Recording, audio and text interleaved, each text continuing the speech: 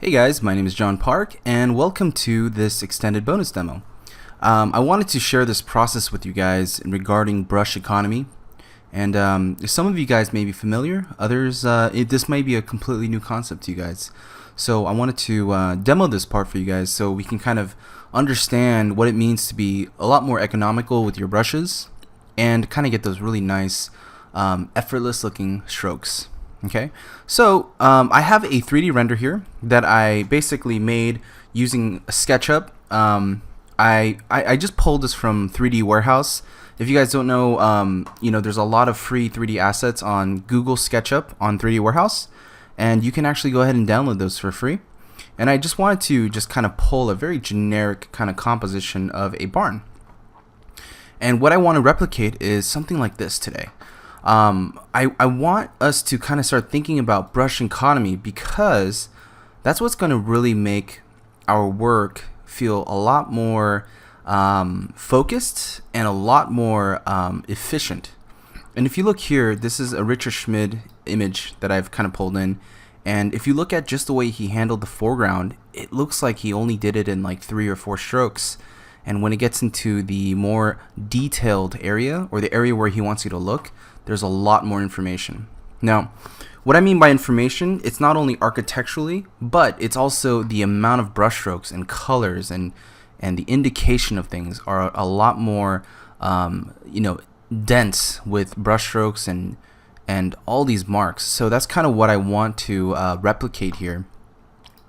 So let's go ahead and actually pull this image. I'm going to duplicate it, and what I'm going to do is I'm just going to simply make a simple mask so that when we paint, I can use this as a relatively simple base to kind of go off of. I'm going to go ahead and start off with this simple gray image here, and the reason being is so I can start working in my light and dark values. And if you look here, I've made a selection just on the base, and this is kind of where my composition is at. But what I want to do with brush economy is really kind of get us thinking about, anything that's in or outside of our focal point. I'm going to use the largest stroke, okay? And this large stroke is going to be kind of my large area of rest and my large brush stroke that I'm going to use to kind of fill things in. I'm going to use my medium. This is a medium brush stroke, and the medium is really going to act as kind of an area where it's a little bit more detailed or a little bit more attention to detail. And I have my small, and the small is basically where I'm going to have the most amount of detail. Okay, so this is lots of detail. Lots of detail. Okay, and this is right here, medium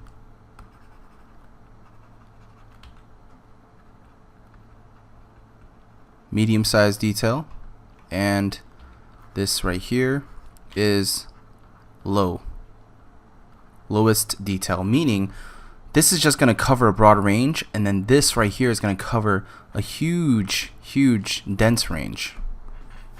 Okay, so if I had a composition like this, I'm almost going to think about how I'm going to block in my overall mass, and it's as simple as blocking it in like this, just one large stroke. Okay, and when I get closer to my object here, then I'm going to slow down and kind of block in this area with smaller amounts of strokes. Now, notice how all of these strokes, the value is gray, right? And that's fine because I want to fill in my silhouette. But if this whole image was like an image that's like a snowy kind of a barn or something, or grassy barn, I'm going to use that general local color, and I'm just going to block it in here. And as we get closer to our image, I'm going to use our medium-sized brush strokes, right, to kind of give it a little bit more focal detail, okay, because since we're getting a little bit in our focal range. And last but not least, we have our barn. I'm going to bring this up just so I can make a selection of these areas. And this barn here is where I'm going to have the smallest brush strokes. And I'm going to use my small brush strokes to kind of indicate the shadow side of this barn. And I'm using the 3D render simply as a method of masking out my shapes, okay?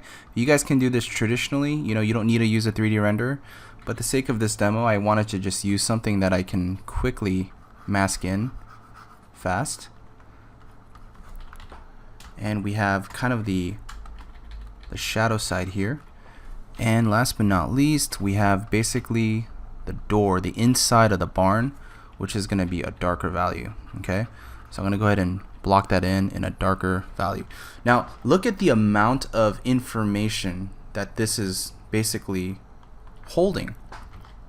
The closest brushstroke size is really this right here. If you look at it, look how large this stroke is, right? And this stroke. And these areas. They're very broad and simple, right? And as we get closer into our subject, look at the size differences. It compresses, right? So that's the thing that I really want you guys to kind of be familiar with, is the compression of information, the compression of brushstrokes, and how it's basically getting thinner and thinner and thinner as we get to this point. Okay, now does that mean everything here on this entire plane should be tight? No, it means that this is a focus and focal point. And basically all I want to do is I want to use the brush size to kind of give it direction, give it perspective, and also give it a sense of detail. So now we basically get to the next part where, well, how about the background? I mean, the background is it going to have the same level of detail, or is it going to be, you know, is it going to be more simpler? What is it going to be? Well, if we're doing the background here, and let's say I have like some sort of tree line or something like that, I can almost have a very simple tree, a line of kind of trees here in the distance. Look how simple my brush strokes are. You know, they're all kind of medium to large, because I want this to be the focus, right? And even the sky, if I were to do the sky here, probably do something really simple and just kind of block that in. And the reason why I want to do that is because I still want this to be the main focal point. Now, I want you guys to keep in mind just the brush size. When I'm working here, this is how large my brush is going to be. When I'm working here, it's going to be around this large. And when I'm working here, it's going to be around this large, this size. Okay, so just so you guys can see it in terms of diagram. Brush size here, brush size in the mid area, and in the distance, detail, and more detail. Oh, let me do this here. This size, okay, and this size for the barn, and then detail is going to get around that size. So you guys see the general size is going to vary, and that's what's going to give it kind of that nice, you know, range of detail and range of brush strokes. And that's what I want to basically kind of go over today. All right, so let's go ahead and kind of turn this into somewhat of a decent study. And I wanted to do you know, a very simple kind of landscape using this 3D block-in, and I have this as my base. And I'm gonna go ahead and actually use I mean, we can basically use this 3D model as a start and just kind of use that as a point of reference. Okay, and let's go ahead and actually just make this kind of a normal tone here. I usually fill it in with kind of like a slight grayish tone just to establish the overall values. And then from here, I'm going to start plugging in maybe my snow, okay? And I'm going to start off just by blocking in my large snow areas. And I'm using a simple round brush, okay? Now, if you guys want to use a texture brush, you can definitely do that. So I'll show you how that will function if I use a large texture brush. Okay, it will look definitely something like this. And look at how, as I get closer to my area here, look at how it basically gets more compressed. You see that? And that's kind of what I really want to demonstrate. And you get these natural, you know, distances and lengths of brush strokes and sizes here, okay? And that's something that I really want to show off. If you guys feel like, you know, it's very plain and you want some more texture or color underneath, what's always fun is adding just a little bit of texture, okay?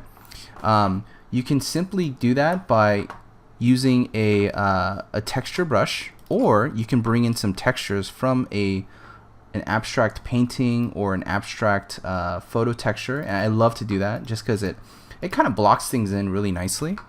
So you can do that by, again, using a texture brush like this, kind of blocking in some nice colors. And you'll notice when you turn on your snow pass, you get all this underpainting, okay? The other option is you can do that by using a pattern stamp tool. And this is underneath the clone stamp. And I'll show you guys how to make these pattern stamps. They'll actually be at the end of this video here for you guys to kind of watch and review. But this gives you like this insane amount of color and range and kind of these really wacky combinations that occur here. And that's kind of what I want to really show off. Okay, there are these like really nice range of colors. And if we turn on the snow here, notice how you get all that underpainting, right? It's all for free. The third thing that we can do is put in a texture. And this texture is just going to act as a generalized color palette. And I like to fill it in. Okay, you can disrupt it, meaning you can kind of use a smudge tool or a brush. You can kind of paint over it if you want to kind of get rid of some hard information here, and just kind of smudge it across. All right, and then you can basically add the snow layer, and it's going to give you the same underpainting concept. So let's say we have something like that, okay? And I'm going to go back to my selection here, and I'm going to use this as a point of reference. And you know, even the lighting's not too bad, but the point of reference will give me the outline of the shape here. And from here, I'm going to start just blocking in just some more of the snow shapes here, because again, it's going to get compressed. It's going to get compressed here. All right, and now I'm going to start blocking in my barn. I'm going to use a regular chalk brush, and I'm going to block it in with kind of a local color or tone, using kind of like this muted palette here. It can be a red barn if you want. It's entirely up to you guys. Sometimes I like looking at what Richard Schmid would do here and just referencing that color palette, and even using those similar tones, you know. And I'm just gonna put in just the tones, and I like to use even the small brush strokes like that. Really help. Okay, I'm gonna use this as my shape to kind of guide my overall shape here, and I'm gonna pick this color or that tone, and I'm going to use that to basically block in my shadow tone. Now I'm going to use this brush, and I'm just going to simply block it in just by painting this area. You see how small my brush strokes are? Okay, we can even go a little bit tighter in and add in just some extra color and variety, just like what Richard Schmid would do here. Just some of that nice variety and tone here will give us kind of more than just a gray barn surface, you know. Give us a lot of nice, you know, information there, and you get all that color. But notice the brush stroke size. It's very small, and all this stuff here is very large, right, and economical, meaning I want to spend the most amount of brush time here in my focal point. All right, let's go ahead and open this up here, and I'm gonna pick out the roof. Okay, this is kind of a slightly broken in roof due to the model that I imported. But I'm going to go ahead and sample just the top layer here. And I'm going to start painting in the roof. And the roof color, I'm thinking it's going to be something of this darker tone. And I'm going to do something like that. And notice how the brush size is even small too, just even on the roof. Really tight, small, you know, and indicated. Okay, and I got the door, And the door is just going to be a dark opening, and I'm thinking like some sort of darker red would be nice, just to give it that kind of warm dark palette there. Okay, now I have basically the shadow tone here, and the shadow for this is actually somewhere on this kind of shape. So I'm going to go ahead and select that shadow and go to my paint here and basically paint in kind of a nice shadow tone. And I'm thinking something like this color would be nice. Simple blue palette, you know. If it helps, you can put on a darken to kind of darken the areas just a little bit. And that's kind of the basis of how we're blocking it in, right? And you see how when we look at it, just this concept of brush economy, we're going from large, medium to small, to smaller. And I'm just doing it with the texture brush, and already we're getting a nice kind of mixture. We're getting a nice visual balance. I'm gonna go ahead and block in some more of these little details of the barn here, and this is gonna just be kind of the underside of the barn. So I'm gonna make that selection and paint there. And let's go ahead and put some trees behind. Okay, I'm thinking just in terms of the texture, maybe something like this, really simple trees. If you want, you can use something a little bit more, you know, softer in the bristle.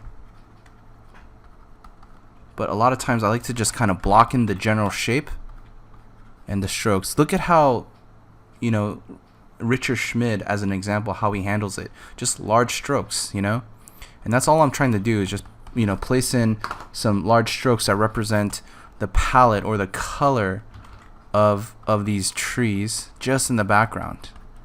You know, I'm not even worried about the details, like, you know, whether it reads like a tree. We're gonna know that it's a tree just by association, just by, you know, the where it's placed, because your brain's gonna fill it in and say, oh yeah, those must be trees. Okay, and I'm gonna paint in just a little bit on the back behind here. And just to kind of give it a little bit of color on top of this yellow, because I don't want it to be just a yellow sky or just have that texture. I'm going to use just another cooler palette, a cooler tone to kind of block in here. And just to simplify. And I don't want to block it in 100% because I want some of that underpainting to come through. It's just really important, or really nice, to have that. It just gives it a nice vibe overall. Get in some more blues or something.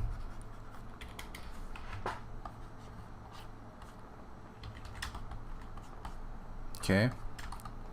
Alright, so now we have basically the sky, the trees. You know, let's add a little bit more information or texture to the trees. So we can do that by picking a couple brushes that have a little bit of tooth. You know, I like to kind of pick something that has a little bit of a bristle or like a feathery edge here, and I'm going to use this brush here just to give a little bit more, you know, random chaos and broken edge. You can even use like a smudge tool. And this is in my tool palette, my smudge brushes here. And all I'm doing is I'm just kind of dabbing it once to kind of break the edge, just so it's not like this perfect blob. But I also don't want to be too descriptive because it's not our focal point. You know? This is something that's relatively, it's just supposed to be about the barn, and that is it. Okay?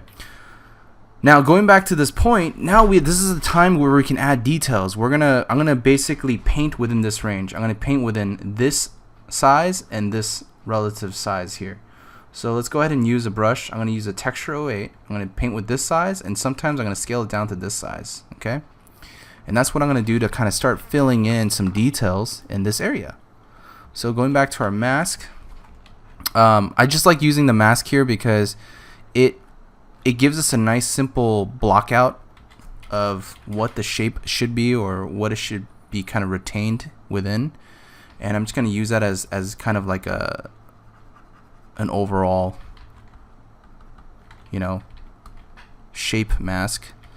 And I'm just gonna paint in some details here without getting overly detailed.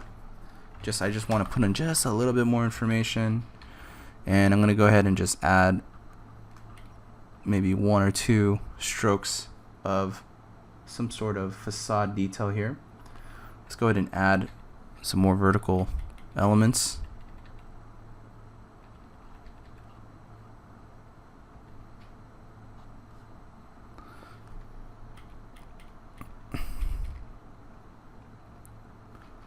And maybe even as to even like adding just a little bit of like a material breakup or change here.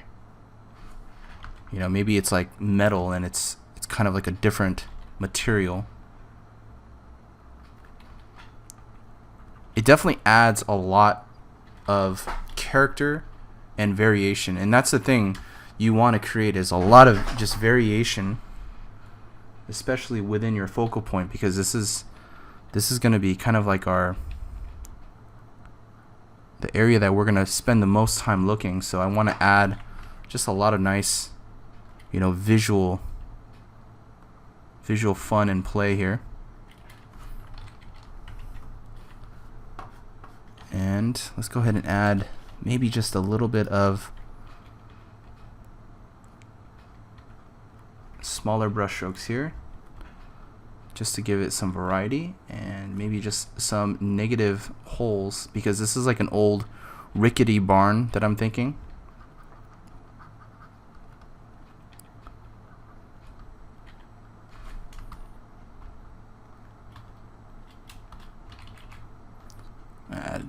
Add in this little detail there.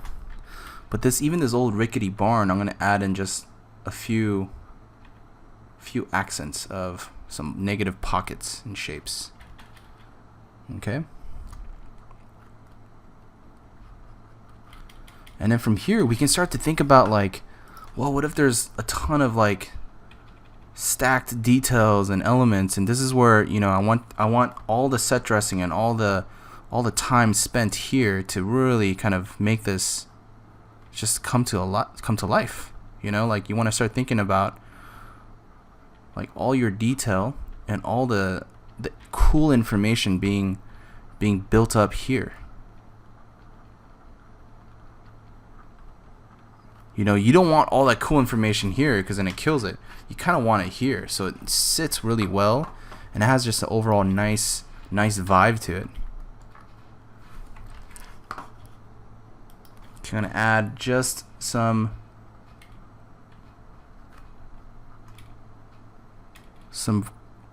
you know, weeds and like little dried up hay and dead grass and stuff. And again, as we get further and further away from here, you know, again, the brush size is going to get just a little bit bigger. Even when we get over here, it's going to get a little bigger, just to kind of make sure that, you know, we're staying relatively consistent. Okay, this is pretty important, because a lot of times I see too many paintings where there's the same level of detail or same level of size even in the foreground that starts to kind of mess things up. You know, it kind of throws off the scale, it throws off the focus of the image.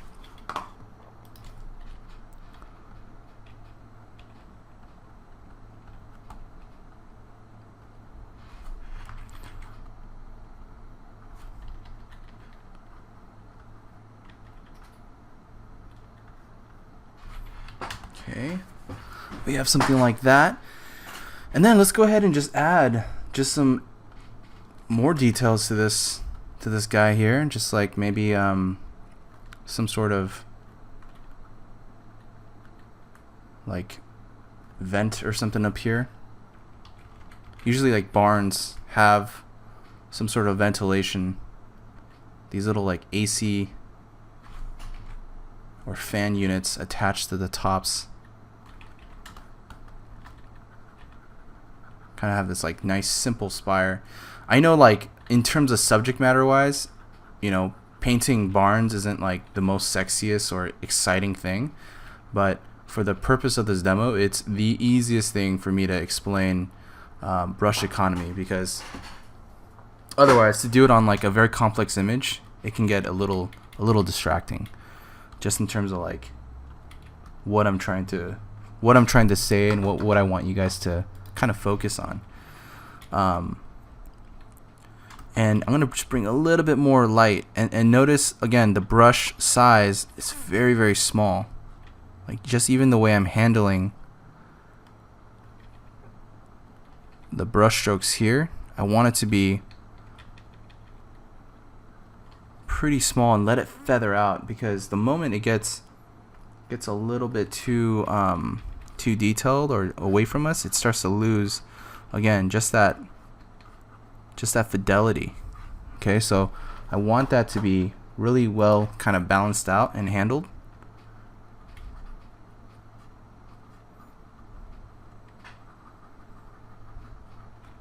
Even this object here, it's not going to be my main focus, but I'm going to definitely add just a little bit of you know, something to look at, some details there.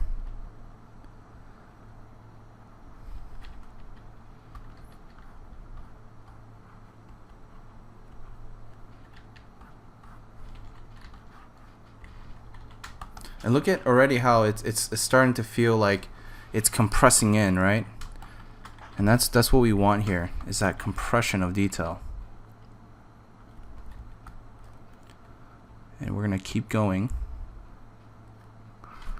and add just a bit more information.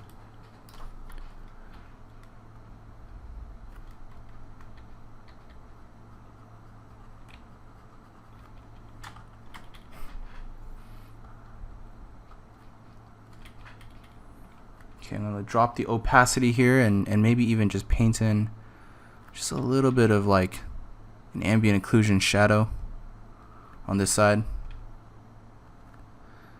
And maybe just even a little bit here as well. Like it's as if it's kind of weathered down the barn a bit. Again, this is all detail, right? This is all the nice detail elements that's going to serve a great purpose for our image.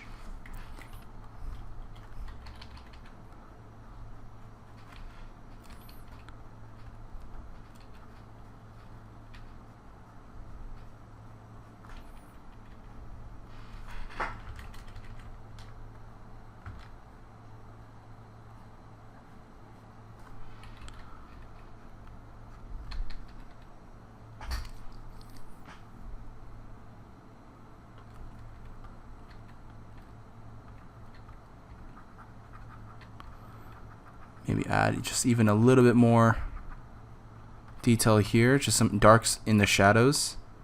And I'm gonna add maybe just like an open gap. Again, this thing is all kind of rickety, abandoned kind of barn. And I'm going off of this here. I'm just trying to give it just a little bit of, you know, flair to this image. And last but not least, I definitely want to add some snow. I mean, snow it's always going to build up, right?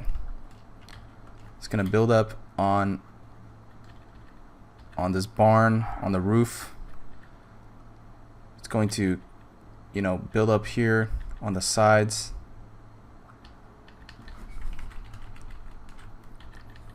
Especially here on the corners.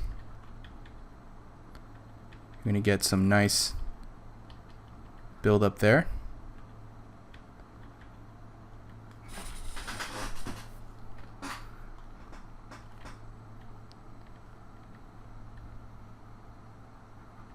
And go ahead and start like putting just a little bit more detail in these areas. You know, there's a lot of opportunity to add just more information here, just more detail in these areas. Because it's within our focal area, you know, it's like the focal point.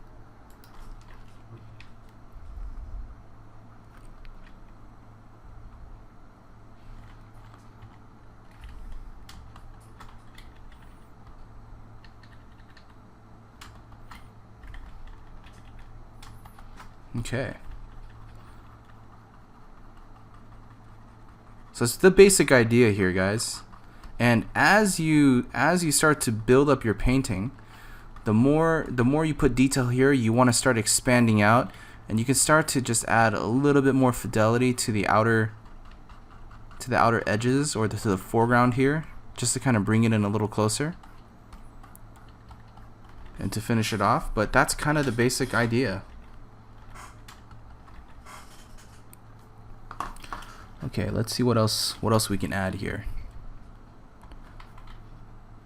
I'll go to my brush, select a nice tone, and I'm going to add just some nice large strokes here. And I do want to retain some of this stuff here. I don't want to get rid of it entirely, but I'm just going to try to add some of these broad strokes here, just so I can create kind of a nice composition of snow shapes on the ground.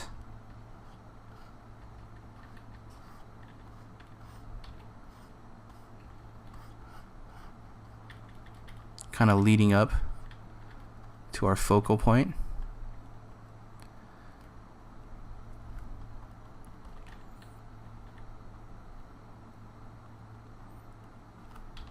Okay, it seems like I might be doing nothing, but what I'm doing is I'm actually layering, so I can mask out this area, and I can actually paint kind of a lighter tone, a lighter value here.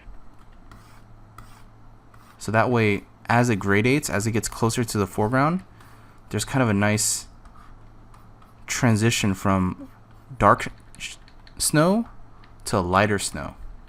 And that's going to add to our focal point.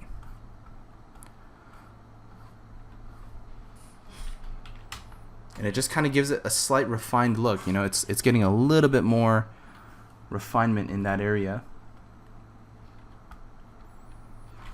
Let's go ahead and copy this. I basically copied this onto one whole layer. Reason being is because I want to start kind of working on getting a little bit more contrast and a little bit more edge separation here. And I talked about this in my previous demos, but basically what you want to do is you want to start thinking about areas where you can introduce soft and hard edges. Okay.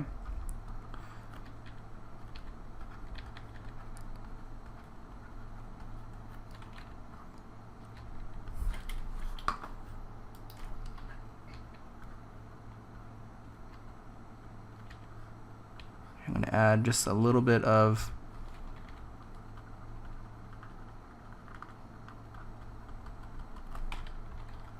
more fields of wheat and dried grass out here into the distance, and just kind of break that up a little bit. But I definitely want to retain a lot of this stuff here.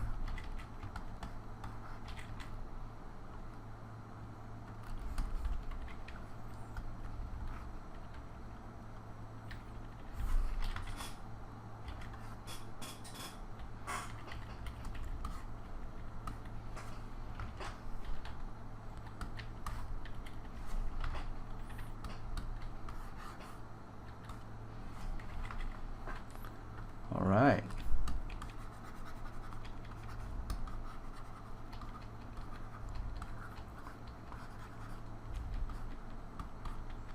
Keep this nice and loose. Again, want that energy. Okay, to kind of still be there in the sketch. Let's go to my brush, and I'm going to turn this horizontally, so that way I can get some nice shapes here. Just some nice like shadow shapes, or even like some indication of some of the grass that's growing here.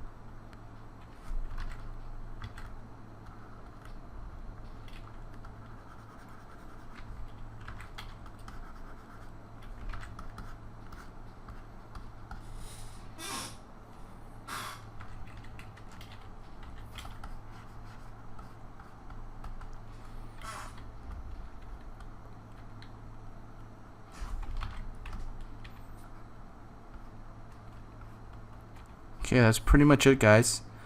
You know, this is a relatively short demo that I wanted to show you guys as a bonus. I definitely would love to see what you guys come up with this general rule or this technique of you know, utilizing kind of the brush economy to kind of get these nice open areas of, you know, brush strokes versus, you know, creating like, you know, very detailed areas here within the painting. If you guys have any questions, feel free to ping me at any time. But this is basically something I wanted to you know, share with you guys, because I felt like that's kind of what makes a lot of paintings look very effortless and just really well done, you know. But again, this is like a really great starting point for us to start, you know, finishing up this painting or making it a lot more detailed. And yeah, if you guys have any questions at all, feel free to message me on this.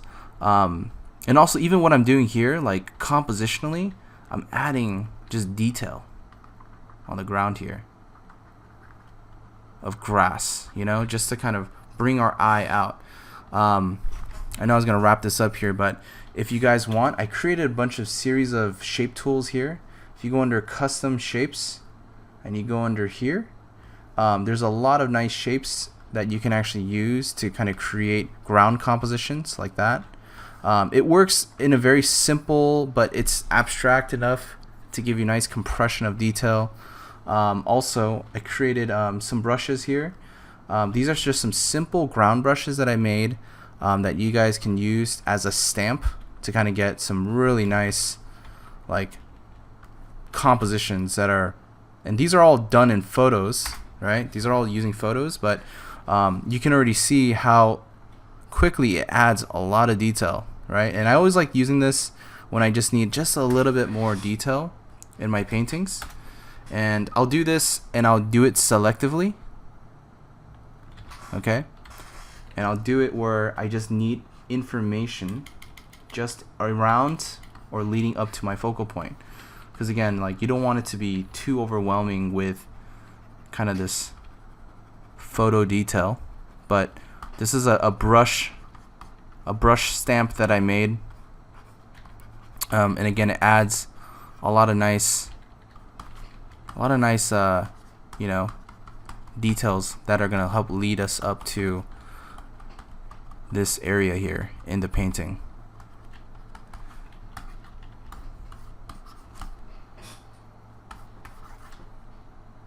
So do that, and notice like it gets really noisy here, so I definitely want just a little bit more openness, and I'm just using the mask here to kind of bring it back to kind of create quiet areas so it doesn't get too cluttered.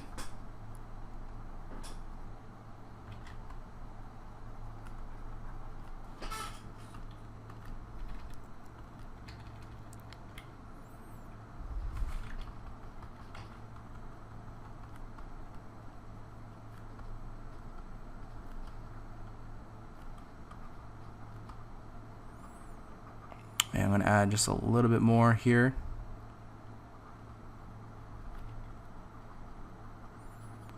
Just some of these bush details out here. I'm just going to reveal a little bit more.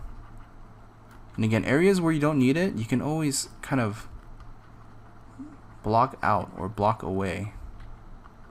But areas where you really want to reveal it, you can definitely add to it, and it gives a nice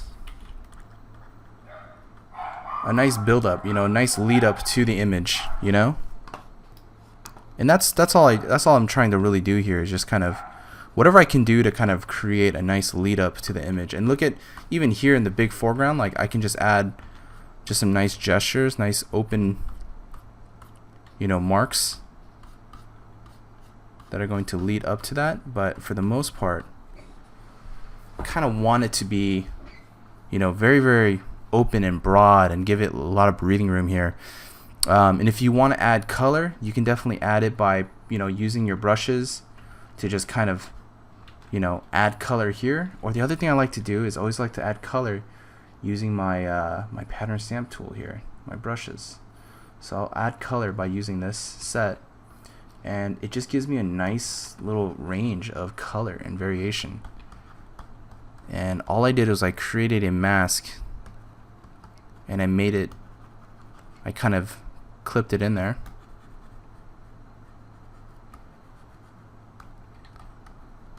And notice how the grass here is a little bit green, so I'm going to definitely warm it up a little bit. And I'm going to desaturate it just to kind of bring it in a much more realistic tone or range. And let's go ahead and make a copy and paste. And I'm just going to kind of smudge this stuff out because I don't want all this detail. I just think it's really distracting. So I'm just going to blend this out. Usually if things are this distracting, it just means that your shapes are too they're too detailed for what it is, and I should actually try to simplify those shapes. And then as it gets closer here, we can start to add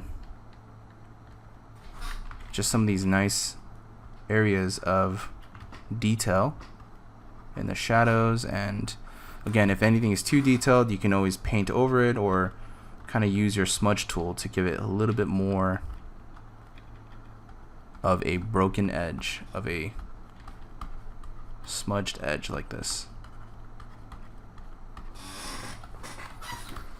And I love just doing these little quick studies because kind of gets you into a nice mode of painting and really just practicing your I guess your brush economy and things like that, because I always have a lot of struggle with that when I'm painting for concept. Is like things get way too detailed, and I struggle with that just because a lot of times you need to add so much information, and it kills the essence of your painting. It really does. And so I'm trying to always practice this, and I'm always trying to find ways to just simplify and really just kind of quiet the painting down a bit, because it can get just it can become an overkill.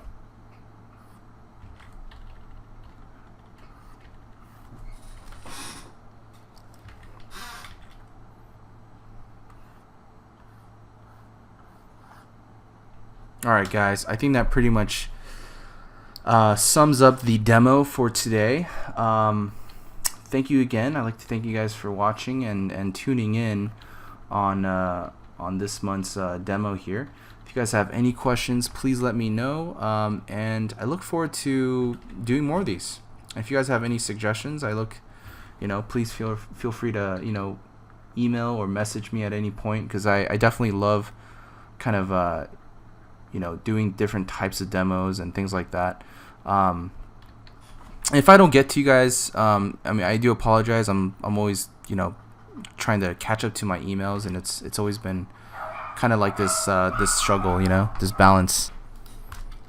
All right, so so that pretty much covers the demo. And last but not least, I know I said this many times, but I do want to add just a little bit of flavor. It's like my salt and pepper. Okay, I'm gonna put in some this is Edgar Payne, by the way. I do not take credit for this. Edgar Payne block-in sketch here, and I always like to kind of add in just a little bit of these texture brush strokes. Really nice to give a little bit more just more punch in the painting here. And a lot of this stuff came from these abstract paintings that I was able to kind of take corners of, and it gives us so much nice these natural brushstrokes that I personally find really hard to create in Photoshop. If you guys have found a way to do it, please let me know, because I've been struggling to kind of find a way to do this digitally. So I've been using a lot of traditional textures to kind of implement this stuff. But basically what I like to do is I like to put this on soft light and just kind of pull in just some textures, because a lot of these brush strokes, you see that? This is what's going to make it feel, kind of give it that illusion of traditional. And I'm just going to try to find an area where it has a nice shape. Always make sure to save. And probably do something like that. I don't want it to get too noisy. And let's go ahead and just slightly erase away here. And again, you can duplicate it and you can kind of mirror it over here just to kind of see what you get. And you get a lot of cool stuff, you know. You see, look at the background here. It's kind of happy accidents. And just even here, like, you can kind of raise it up and just kind of see where you're getting some cool areas of like nice happy details and stuff like that.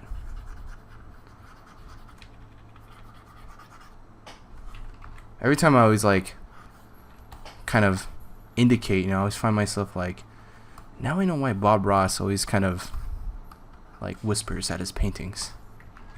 He's like, just add in little bits of a little bunny here. All right, so that's kind of the finishing touch. Again, this is like super last minute BS, you know, nothing like crazy, but you know, it just gives a little bit of texture on the top here. Not a mandatory thing, just something to add a little bit more punch to the image, and that pretty much concludes it. And last but not least, let's go ahead and do a sharp unsharp mask on top of this entire painting, just so we can really reveal a lot of the textures, and that pretty much covers it, guys. So this is the brush economy demo that I wanted to share with you guys. Thank you again for tuning in, and I will see you guys in the next demo. All right, guys, thanks. Hey guys, so I just want to show you guys kind of the process of creating textures when I'm using the pattern stamp tool. So what the pattern stamp tool is, basically it's underneath the clone stamp, and all you do is you hold it down, and it will actually come with very default settings here. And you'll notice I'll actually choose a brush here, and as you paint, you will see that it emulates, or it paints literally what's in this sampling right here. And now there's different modes. You can actually align the textures so that whatever you paint, it will basically be revealing basically what the textures are doing. Or you can put it on impressionist mode and it'll sample the colors and it'll give you kind of this craziness, right? So this is something that I use, and what I like to do is I always like to use my own textures. I'm going to bring up a little set here so you guys can see. And I like to import textures that I found, either, you know, things online that's ambiguous enough, or things that I've made, or I've scanned in. And I like using various textures for various reasons, because it gives you so much variety of shapes, color, and just grittiness. So this is something that I love to have you guys just try out. And I like to just create a bunch of textures in here, just kind of bring them in. And some of it can be really low res, it can be really high res. It doesn't really matter. It's just as long as the texture is cool, and it works for you. And a lot of times, if you have things like, you know, text here, you can always kind of blend it out. But what's great about this is that I can now import this into my pattern stamp mode. So the way you do that is you go into the layer, you go into edit, and you go define pattern. It's going to ask you to name the pattern. You can call it like green, and let's go ahead and do another one. Define pattern, brown, and let's do another one right here. Define pattern, and we'll call this one blue. Okay, so we have 3 different distinct patterns that we've kind of imported here. And I'm going to go to my pattern stamp here, and you'll notice that there's 3 basically thumbnails that popped up here, and I'm literally painting with this. Now if you take it out of impressionist nodes and you paint, notice how I'm painting literally the pattern. that I imported. This is just a lazy man's tool of importing patterns without having to drag it into your scene, but it's great to paint just to get a little bit of color and just some variety, especially when you're drawing and you're painting, as you've seen in my previous demos, where we have an object here or a character of some sort and you want to import the pattern. A great way to kind of get some color, some variety, and just instant textures. So this is a great little tool that I've been utilizing in all the demos, and yeah, I hope you enjoyed the rest of the demo. Thanks.